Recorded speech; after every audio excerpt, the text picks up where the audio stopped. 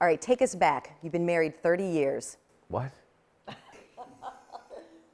We're not going through the entire 30 years. How did this love story start? I know you were both together at Kansas. You were an assistant coach. You were working in the office. Did she say 30 years? Was it love at first sight? No. No. He used to come in the athletic business office with his fancy shoes with the tassels on, and I'm like, oh my gosh. So, but he kind of grew on me. I'm sure for him it was love at first sight. She didn't even like basketball, which I kind of liked. Never went to a game, never, and then she started, but it was fine. I mean, it's, you know, we both young, we were at the Kansas together, and I happened to be in the business office and said, "Who is that?" And tripped over her a couple times and Do you remember your first date? went to Kansas City, didn't we? Mm-hmm. I think we were going to a Royals game. And it rained. And it got rained out. What were those early years like? Because obviously it was a lot different back then than it is now. What do you remember getting started out? Well, we didn't have much money, and like when we had the kids, Ellen was making clothes for years. Sewed, like, made the clothes. Like, I'm like, what are you doing? And you know, wasn't about money. We were just trying to survive at that point and raise a family. And she did, and I'll give her credit. She did a great job with our kids. I mean, I don't think I was the perfect father because of the job I'm in, but our kids call now. Yes. Her. And she's on with Megan yesterday, and I go, Megan, tell Megan I missed her call, but I'll call her back. And she told her that. And what did she say? She burst out laughing because she hadn't called him at all. Like in a month. In a month, either of the girls, they call her every day, and they call me when they need something. Megan called me and said, I want to thank you for what? For the bicycle you bought. You bought me a bicycle. I said, what color was the bicycle I bought? So.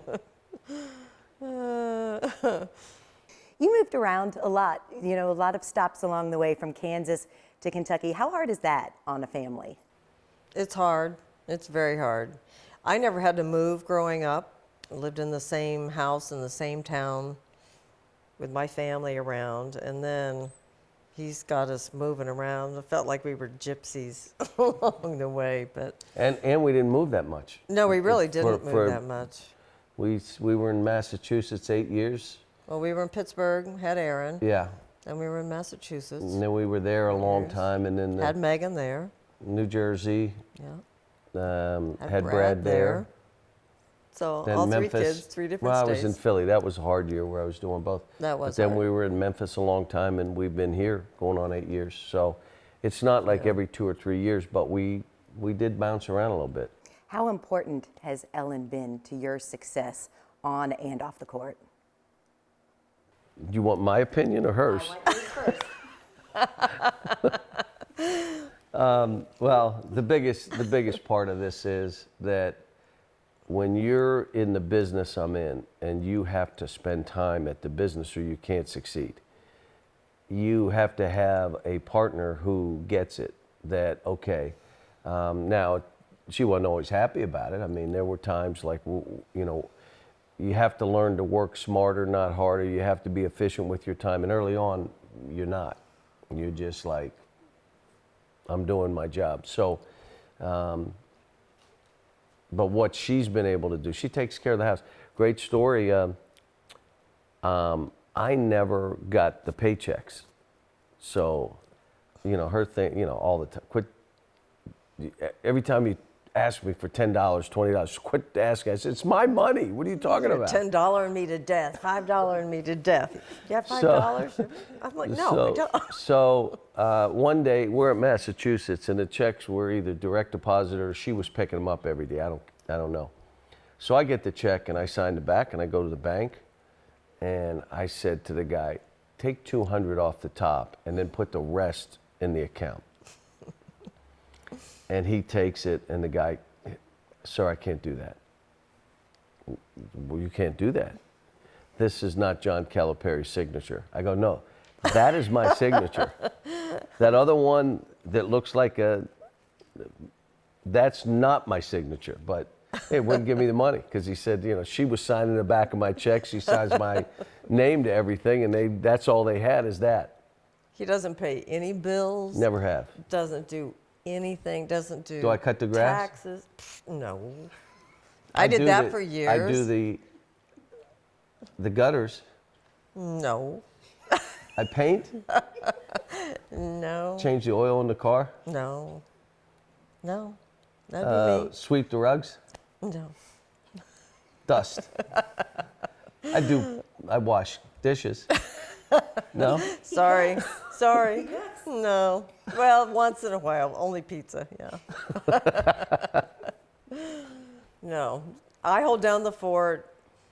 And I feel like with this too, you know, I don't know. The way I grew up, I guess, I wanted to be the stability for the kids. Because this is hard, you are moving around, the kids have to leave their friends. You know, he's got players, he's got a gym wherever he goes.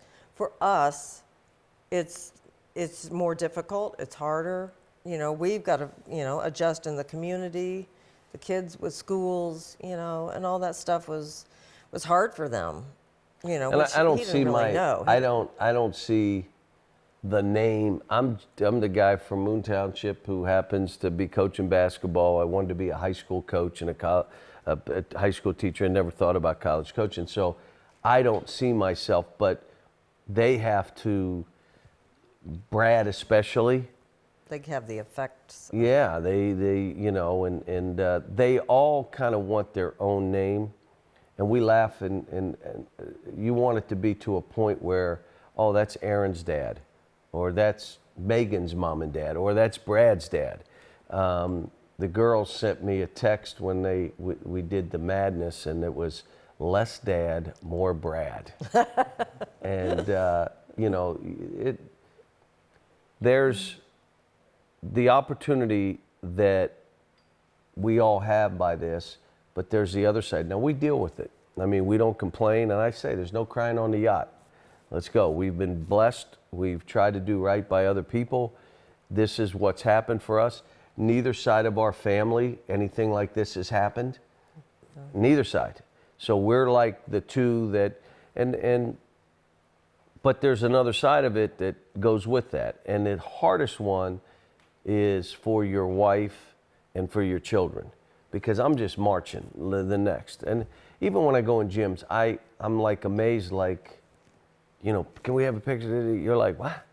You know, I'm the kid from Moon Township. What are you talking about? But that's my mindset, which is why sometimes what's happened for the kids I didn't realize it was as hard as it was. What's the hardest part of being Mrs. John Calipari when you're out there in public and dealing with Big Blue Nation and all the demands on his time?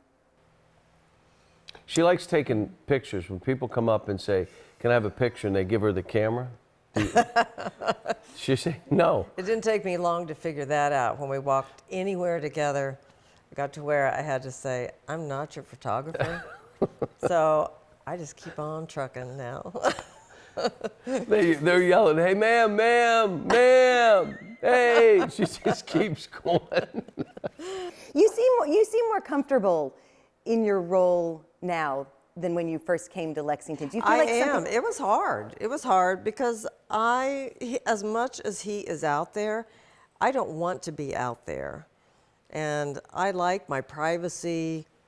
And, you know, I go someplace and, you know, he doesn't even know. I mean, I've had men come up and say stuff to me at the grocery store about, you know, why'd we lose that game? What happened in that game? I thought you were going to say we're trying to pick you up. I'm like looking like, what? Well, you tell me about that. Didn't happen? No. But, you know, people say things, and you don't have that anonymity that you wish you had sometimes. And I think, you know, it's taken me a long time. I think, you know, also I was very into making sure my kids were happy. You know, Megan tried to come here and then she transferred, and just trying to get everybody settled and happy, you know, because I do the kids. You know, he's got his thing going. And, you know, now that when Brad was gone, it took me a couple of years to adjust to that. And, you know, now that he's here, I'm excited. She was, we called her Miss No. She would say no to everything. Like, I did. people in this state, well, people in Memphis, Tennessee never saw her. She would not go out. Like, I've got to go do a function. We'll go. Well, why don't you come? No, that's your job. That's not my job. I'm going here. No, I'm going. No. Now she's Miss Yes. I said, I'm going to go to the football game. I'll go. What? You want to go to the football game? Yeah, I'm only going to stay a half. Well, I'll stay a half. All right. I'm going to dinner. I'll go. So this happened about a month ago. I'm walking out. She said, where are you going? I said, I'm going to, what? Where are you going? She goes, where are you going? I said, I'm going to dinner with 12 guys, and if I ask you, you're going to say yes. So I'm not asking you to go. Is this just so you could spend more time with him? Is that why you want to do all these public appearances with him now? No. No. Were there any mixed emotions about Brad? Because now you have that to deal with as well. You know, you're obviously so excited that he's here wearing the Brad Calipari jersey at Madness, but Big Blue Nation can also sometimes be a tough group. Yes. Yes. Yeah, you worry about the judgment and, you know, what he's going to have to deal with. It's going to be hard for him. And he's worked very hard at, you know, what he does, and, you know, getting in shape and just having the discipline. And I mean, he's inspired me, you know, with his work ethic. And, you know, so it was a hard decision. It wasn't an easy decision. It wasn't a given. What if someone talks about your son? I'm on it. I said, if you don't see me during the game sitting in my seat, I had to go choke somebody. I'm going after him. And what if you don't feel like he's getting to play enough?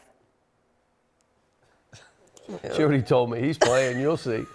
I have to change the locks when he gets home. Sorry, yeah, I can't get in. As parents, what are your hopes for him, having him here? And he has said he wants to follow in your footsteps. He wants to be a coach. Well, we never knew that. He never talked to us about that, and which kind of surprised me because, you know, I didn't know. Matter of fact, his sisters didn't think this was a smart idea based on the fact of what they lived through. You don't get what you're going to go through now. But it's what he wanted. He really did want to see how good can I be at this, and the best way for me to get better is be trained and be around really good players, and let me see. But he also had to know, and we told him, if you really want to play, this is not the place you come. Like, you may get in games and all those things. It's going to be hard to be any kind of rotational player here because we have really good players. But my hope would be someday maybe he could. Maybe he can break through. We don't know. That's down the road. But learning the grind, learning about yourself, your self-discipline, your self-motivation, your self-esteem, learning what it means to be a great teammate, learning to be a leader and be selfless, learning to get knocked down, be disappointed, yet come back and be ready. The time he's putting into this, my daughter was a walk-on at UMass, and she really was into it, really driven, and was an okay student. When she stopped playing basketball and shifted all that energy to academics, she became a doctor. She's a neuroscience doctor in research and doing great. I mean, has done unbelievable work, but she shifted that. And that's a great thing. And we'd hope Brad the same way. Whether it's coaching, he may change his mind. Maybe it won't be coaching. But if it is, he'll know how to work. He'll learn how to be a great teammate, get knocked down, hear no, just keep coming. That would be my hope.